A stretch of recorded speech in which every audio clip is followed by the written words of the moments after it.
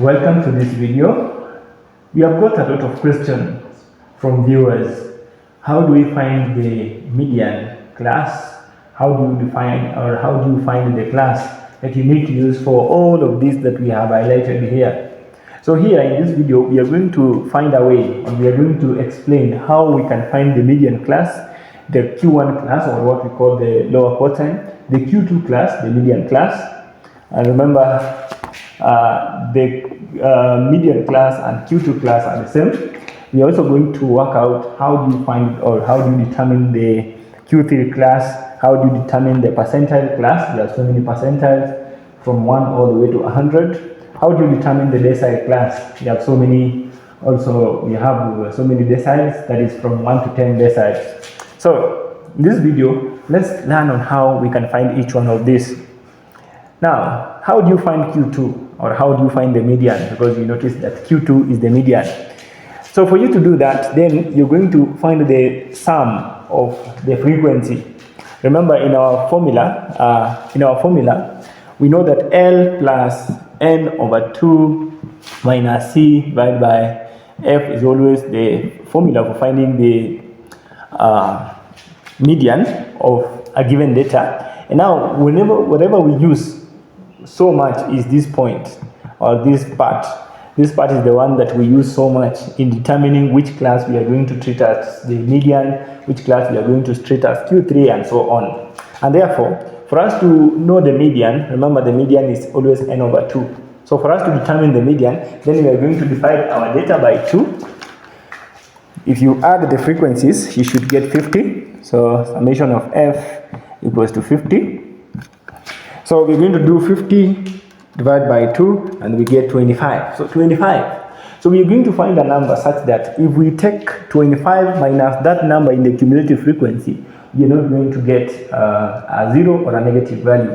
So if you subtract 25 minus 50 is a negative value, minus 45 is a negative value, minus 37 is a negative value. But when you subtract 19 from 25, then it's a positive value. It means we are going to take the class below the first cumulative frequency we found as a number that cannot be a negative when you subtract it from 25, and therefore the class for Q1 or Q2 is this one. So this is the Q2 class or the median class, because Q2 and the median are one and the same thing. Well, again, let's go to, so we have done the median together with the Q2. So how do we find the Q3?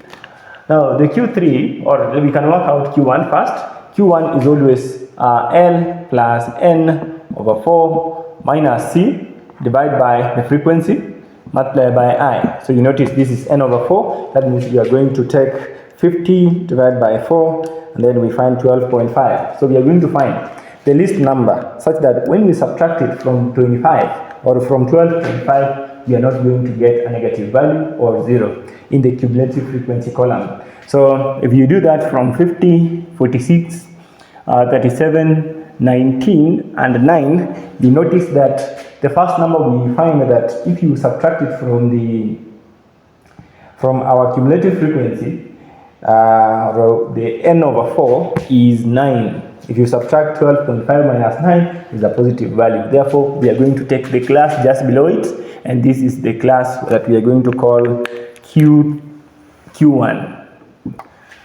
So we check out that we are done with Q1. So we just divided 50 divided by 4, we got 12.5. We tested in our cumulative frequency column, and we noticed 9 is the first number that when you subtract it from the cumulative frequency, or when you subtract cumulative frequency from this number, it is not going to be a 0 or a negative value. I think it's a good way to locate or to find your median class, Q1 class, Q2 class, and so on.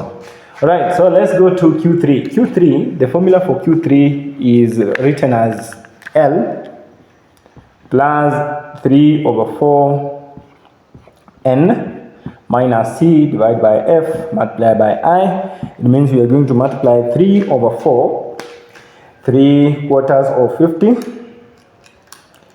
and that is going to be 37.5. So you're going to use 37.5 as that value. So the first value, so if you take 37.5 minus 50 negative value minus 46 negative value minus 37 is a positive value. So you notice 37.5 minus 37 is 0.5, and therefore you're going to take the class just below it. The class just below it is this, and therefore this becomes Q3. All right. So we can also learn on how to find the percentile classes. Now we have so many percentiles. So we are done with Q3. Now how do you find the percentile classes? Let's assume you want to find the 20th percentile. So if you want to find the 20th percentile, then the formula is going to look like this. L plus 20 over 100 multiplied by N divided by F multiplied by I. And we're going to multiply 20 over 100, that is 20%, multiplied by 50, you get 10. So we're going to use 10. So 10th percentile is going to be the first number, I believe. If 10 minus 9 is a positive value, but 10 minus 19 is a negative value. So we are going to take this class. The class just below 9 is this class. This class is going to be 20th percentile. 20th percentile. And also we can work even for 40th percentile. 40th percentile, that's going to be 40% multiplied by 50. Yes, 50, you get 20. And 20, I believe the first number, you can just by inspection, you can see very fast that 19 is the first number. That if you subtract it from 20, you get the positive value, which is 20 minus 19, and that is equals to 1. That means we are going to take the class just below it, and that class is the 40th percentile. 40th percentile lies here. All right. We can also talk about deciles. How do you locate the decile classes? The decile classes, we are going to compare a data using 10. So 10. So you know L plus hash over 10. For example, we can talk about the 7th deciles. So 7th decile, that's going to be 7 over 10 multiplied by n minus c divided by f. And that's going to be now 7th decile, 7 over 10, multiply that by 50. You get, wow, 35. So 35. By inspection, if I take 35 minus the cumulative frequencies, the first number that I am going to get is 19. And therefore it means the 7th decile is the number right here, or the class here. So the 7th decile is the class right here. Right. So if I work out the second decile, for example, second decile is going to be 2 over 10 multiplied by 50, and that is 10. Again, you notice that 10 minus 9 is 1, and therefore we take the class here. This can also be the second decile.